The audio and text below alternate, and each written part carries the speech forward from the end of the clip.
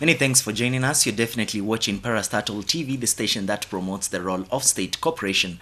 I am Paul K Wanjiru, and this is definitely Frontline.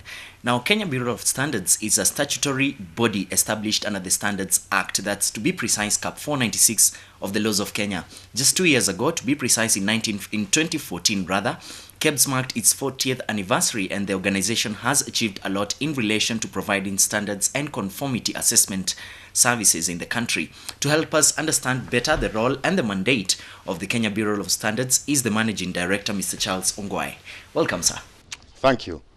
There's somebody I was talking to yesterday, and I told them I'm going to be having an interview with you, and they told me the first question I should ask is standards. What are these standards? Because there are people who don't understand what the Kenya Bureau is clear, but what are these standards? Thank you very much. A standard is basically a set of rules that tells you, gives requirements of a particular item or a service. Okay. For example, if you want to manufacture an item, a standard will tell you the requirements that you need to fulfill for you to manufacture that particular item, such that you can be able to sell it to your customer, whoever that customer is. Okay. So it's basically a set of rules. It's just a set of rules. A set of requirements, which in a number of cases might be requirements by the law or voluntary, as happens in a majority of the cases. Okay. Yeah. And that takes me to my next question, because the mandate of KEBS is to provide standardization solutions for sustainable development. Tell us more about that. Thank you. Perhaps if I briefly touch on the mandate of KEBS, Yes. I think that will help. As you've rightly indicated, KEBS was formed under Cap 496. That's the Standards Act, way back in 1974. And for the last 41 years, we've been developing standards. That's our core mandate, to develop standards. And where possible, to harmonize these standards within the region. And as you know, standards are important. Yes. They have very important tools in society. Number one, standards will help to facilitate trade. They will help to level the playing field. They will enable, for example, if you look at these cameras that you have here, the various parts are manufactured by various manufacturers. True. Yeah? Yes. For those parts to fit to become a camera, they must be manufactured to standard. These are the requirements that we are talking about, the set of rules that we are talking about, such that when it comes to assembly, they just fit seamlessly. Yeah? That is facilitating trade. Yes. And then the second thing about standards is that they level the playing ground. I.e., if you are manufacturing this camera, you must manufacture the same camera, Yes. irrespective of whether you are doing it in Kenya or Uganda. It is as long as it's the same brand. Yeah? Such that when somebody buys that particular camera, he knows that it has been manufactured to requirements, to spec, thus leveling the playing field, the ground. If you are manufacturing a pen, for example, or a pencil, there are rules, there are requirements for manufacturing a pencil that our children use in school. And therefore, if people meet that requirements, those rules, those standards, Yes. then there will be a level playing field. Level playing field in the sense that that pencil will cost 5 shillings. However much you try, the price or the cost of that pencil will be around 5 shillings. Okay. Of course, there are people who will be more efficient than others, but the price differentials shouldn't be that big when it comes to cost. Okay, which takes me to my next question. Now, the product has been manufactured, but now there's the process that it has to go through, the verification process. Kindly take us through the verification process and what exactly happens. Thank you. And that brings me to the second mandate of KEBS, and that is quality assurance and inspection. Quality assurance and inspection is a mandate that enables KEBS to check out there in the market whether goods meet the Kenya standards. Okay. And when it comes to product certification, there are two things that we do. Number one, it depends on whether it's a locally manufactured product or an imported product. If we stick to the locally manufactured product, what happens is that if a manufacturer wants to manufacture a product in this country, Yes. number one, they will obviously come up with a sample. They will bring that sample to KEBS. And KEBS will test that sample and to a standard, to check whether it meets the relevant standard, because every product has its own standard. Yes. And once we've checked and confirmed that that product meets the standard, then we will now allow you to proceed to produce in bulk. Okay? Yes. We haven't certified you. Yeah? Remember, we haven't certified you. Yes. We will now allow you to produce in bulk now. When your first basically production, and while you are producing, you will call the KEBS people. They will come to the factory. They will look at your factory. Yes. They will do a review of your factory, do a couple of things to make sure that whatever you are doing meets the standard, the requirements of the standard. Because the requirements of the standard do not just stop at the product. They also extend to your manufacturing practice.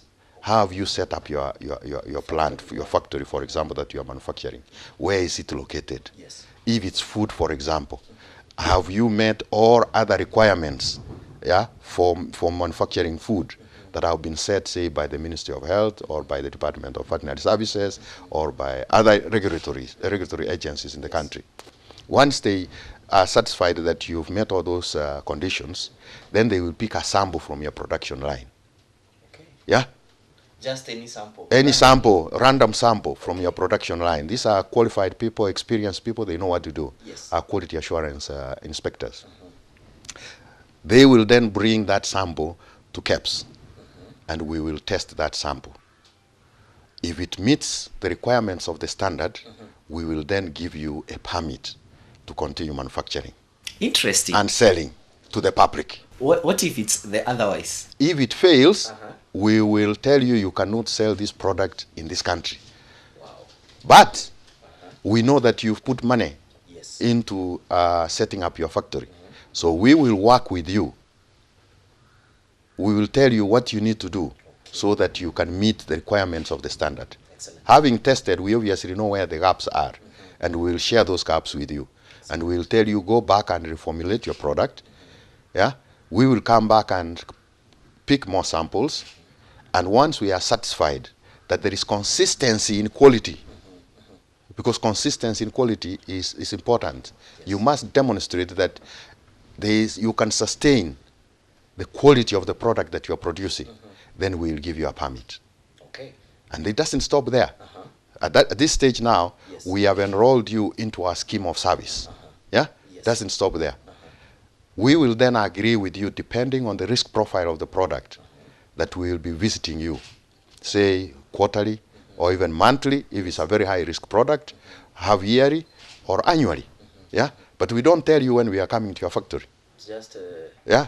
Within that quarter, we just show up, pick samples from the production line, check to make sure that what we saw the first time we visited your factory is in place and working well, and come and test the sample.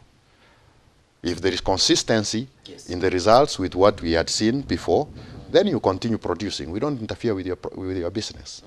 If for some reason there is inconsistency and the product fails, then we will tell you to stop production until you meet the requirements of the standard. okay. At this time now, you become a high-risk manufacturer, and we might increase the frequency of our visits to your factory.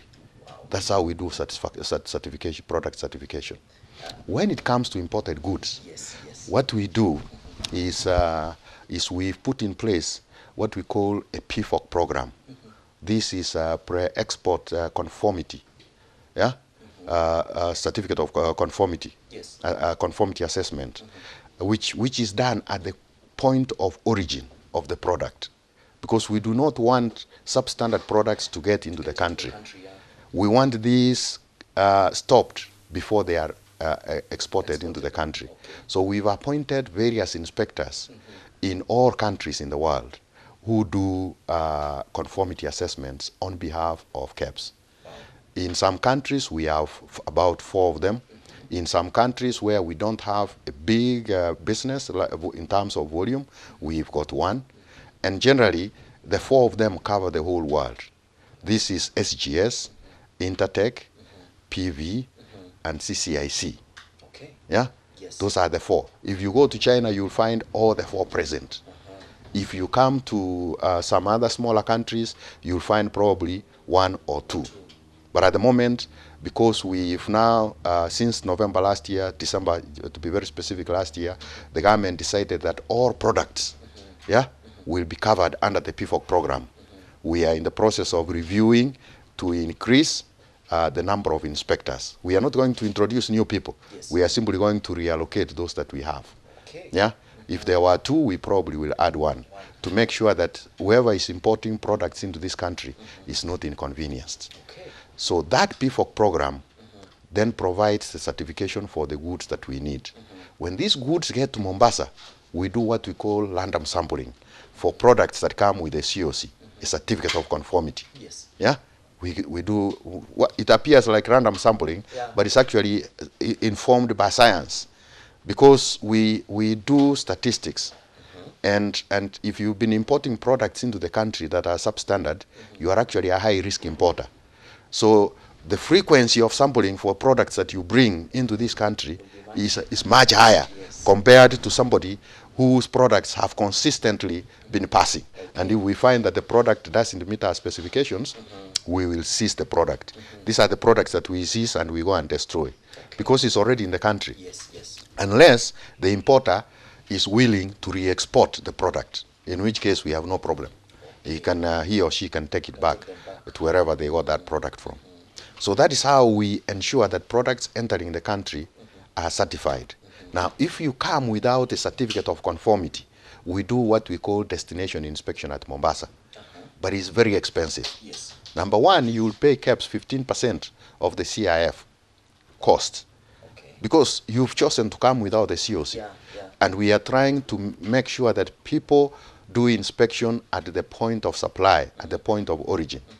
But if you choose to come, there's a penalty that you pay. We have to test your goods before they are cleared.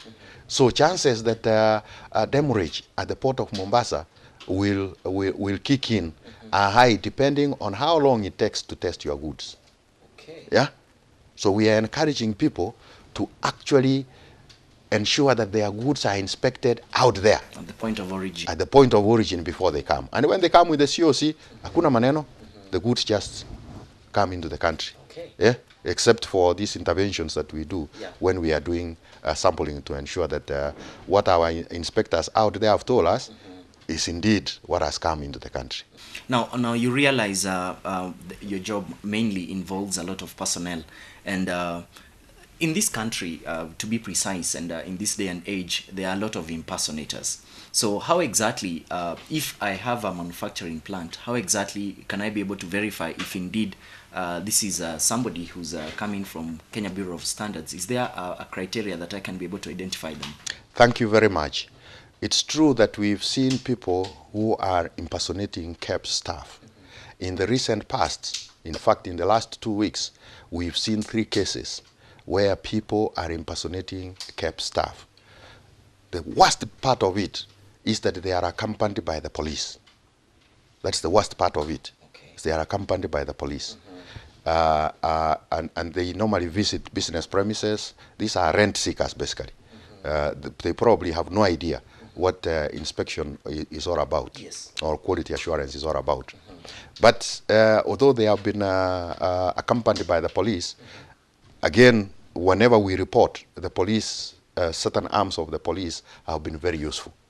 Because if police are involved, you can imagine that they don't want this. It's certain individuals, And in some cases, these guys go to the police and probably cheat them. They are from KEBS. So the police might be doing this innocently at the same time without really realizing. So it's very important for even the police to confirm that these are KEBS employees. And this is how the police will confirm. Number 1, a KEBS employee will always carry a KEBS ID when they are going out there for inspection. They must have a KEBS ID. In addition, we have told them to carry their national ID. So the details on the KEBS ID, the details on the national ID have to tie. Okay. Now, the KEBS ID has a personal number. KEBS ID has a personal number. Yes. That number is important for the third stage of verification.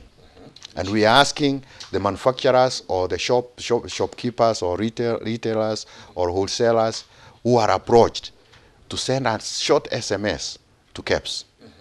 And the number they send this to is 20023. 20023. HR hash and then the staff number. And the staff number should be the number in the identification in the staff ID. In the staff ID. Okay. In the staff ID. If you send this message, we will respond very quickly within 3 or 4 seconds. And the message will come back, and it will tell you that the number, the owner of this number is, say, Charles Ongwae. Yes. He is the managing director of Kenya Bureau of Standards. His ID number is XXYZ. He is a current employee. Yeah? i.e., he is still working for KEBS. Now, with all those 3 steps, yes, then you know that the people talking to you are KEBS employees and genuine employees. And then you can let them do their work. Wow. KEBS employees do not harass manufacturers. Yeah? We've told our people that if we find them demanding bribes, that is ground for firing. Wow. Yeah? That's ground for firing. Yes. And we're asking manufacturers not to pay bribes anyway. Why should they pay bribes? Excellent.